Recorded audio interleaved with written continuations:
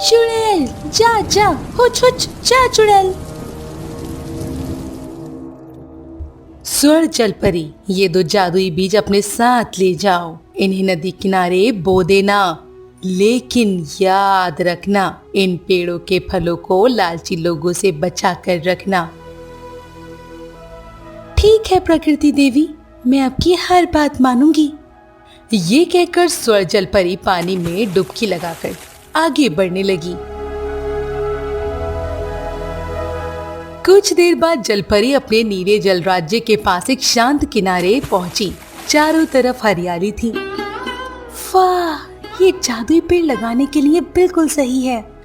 जलपरी दोनों बीज मिट्टी में बो देती है, फिर अपने जादुई से उन पर पानी बरसाती है और मिट्टी चमकने लगती है और पूरे जंगल में एक रहस्यमयी रोशनी फैल जाती है। एक सुबह स्वर जलपरी तैरते हुए नदी के किनारे पहुंची। अरे वाह, अब मेरे आम और लीची के पेड़ कितने सुंदर हो गए हैं। लेकिन तभी उनकी नजर पेड़ों पर बैठी चिड़ियों पर पड़ती है। कुछ तोते आम खा रहे थे और कुछ मैना लीचियां चुग रही थीं।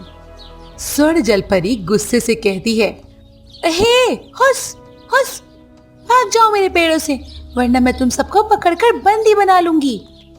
डर के मारे सारे पक्षी उड़ जाते हैं। अगर ऐसे ही पक्षी फल खाते रहे तो मेरे लिए कुछ भी नहीं बचेगा।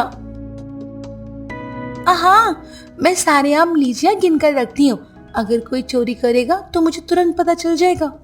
जलपरी पेड़ों के सारे फल गिनने लगती है। 108 आम और 232 लीचियां। उसी समय उड़ती हुई चुड़ैल वहां पहुंचती है। अरे वाह, इतने सारे आम, मैं जंगल में ऐसा बाग पहले कभी नहीं देखा। चुड़ैल आम के पेड़ पर जाकर बैठ जाती है, फिर एक बड़ा सुनहरा आम तोड़कर खाने लगती है। इतना मीठा आम मैंने जिंदगी में कभी नहीं खाया। एक आम मैं अपने लिए ले भी जाती हूँ। उधर जंगल के किनारे एक बूढ़ी अम्मा अपनी झोपड़ी के बाहर बैठी थी। अरे मुझे भूख लगी है, कई दिनों से बुखार है, घर में कुछ खाने को भी नहीं है। पास ही टोनी चिड़िया का घोंसला था। बुढ़िया की हालत देखकर टोनी दुखी हो जाती है। तुम चिंता मत करो बूढ़ी अम्मा, मैं तुम्हारे लिए कुछ ना कुछ खाने का इंतजाम जरूर करूंगी। तभी टोनी देखती है कि चुड़ैल चमचमाता आम लेकर अपने घर आई है।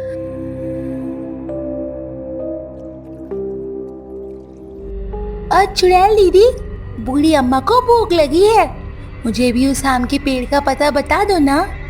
नहीं, अगर तुम्हें पता चल गया तो सारे आम खत्म हो जाएंगे। बूढ़ी अम्मा को भूख लगी है। मैं किसी को नहीं बताऊंगी, तुम कहीं और से फल ढूंढ लो। ये सुनकर टोनी उदास हो जाती है, लेकिन वो हार नहीं मानती। काफी देर जंगल में उड़ने के बाद अचानक टोनी को नदी के किनारे वही जादुई बाग दिखाई देता है। वाह, इतने सारे आम। टोनी जल्दी से एक पका हुआ आम तोड़ती है और बूढ़ी अम्मा के पास लौटाती है। बूढ़ी अम्मा, ये लो आपके लिए मीठा आम लाई हूँ। मेरी प्यारी टोनी, तू मेरा कितना ख्याल रखती है। अगली सुबह स्वर जलपरी फिर नदी किनारे पहुंची। आज मैं सारे आम दोबारा गिनूंगी। कुछ देर बाद उसका चेहरा गुस्से से लाल हो गया। क्या? 2 आम कम है? जरूर किसी ने चोरी की है। आज मैं पूरा दिन पहरा दूंगी। उधर चुड़ैल फिर आम खाने नदी किनारे पहुंचती है। ये सारे आम सिर्फ मेरे हैं। वो एक बड़ा आम तोड़कर खाने लगती है। तभी गुस्से से जलपरी आती है और कहती है, तो तू है वो चोर चुड़ैल? अरे बाप रे, जलपरी।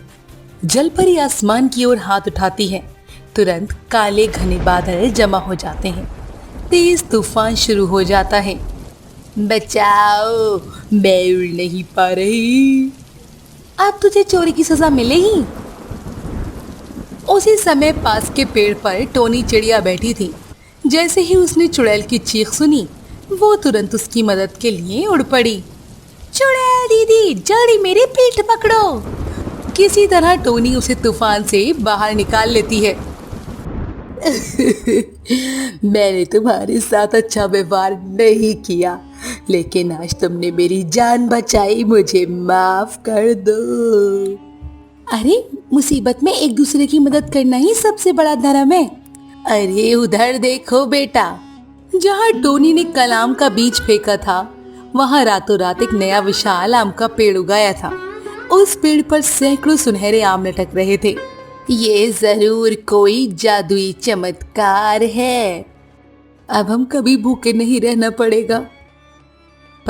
लेकिन दूर नदी के अंदर स्वर जलपरी ये सब देख रही थी। उसकी आंखों में गुस्सा चमक रहा था। मेरे जादुई आम का बीज लिया है, मैं उसे कभी नहीं छोड़ूंगी। और तभी नदी के गहरे पानी में दो लाल चमकती आंखें धीरे धीरे खुलती हैं। मेरे प्यारे दोस्तों, अगर आपको ये कहानी पसंद आई हो तो दरमियान टून कार्टून्स को जरूर सब्सक्राइब करें और स्क्रीन के ऊपर आई इस वीडियो को क्लिक करके अगला वीडियो जरूर देखिए। अपना नाम अगले वीडियो में कमेंट में जरूर लिखिए। सोच क्या रहे हो? जल्दी से क्लिक करके अगला वीडियो देखिए। फिर मिलेंगे एक नई जादुई कहानी के साथ। बाय बाय दोस्तों, टाटा।